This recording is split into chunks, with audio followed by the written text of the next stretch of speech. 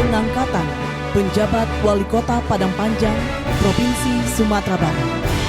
Mengangkat Saudara Sony Budaya Putra APMSI, Sekretaris Daerah Kota Padang Panjang, Provinsi Sumatera Barat, sebagai penjabat Wali Kota Padang Panjang.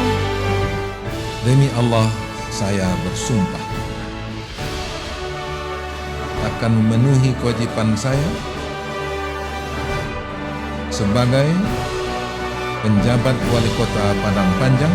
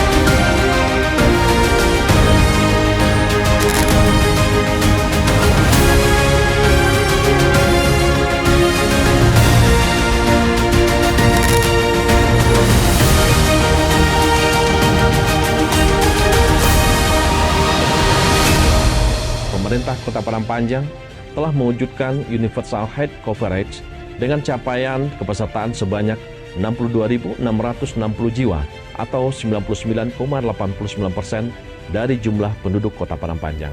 Untuk memastikan masyarakat terus terlindungi dengan jaminan kesehatan di masa depan, kami melaksanakan berbagai strategi dan inisiatif melalui penguatan infrastruktur kesehatan, peningkatan fasilitas medis, dan optimalisasi sistem informasi kesehatan. Penjabat Wali Kota Padang Panjang.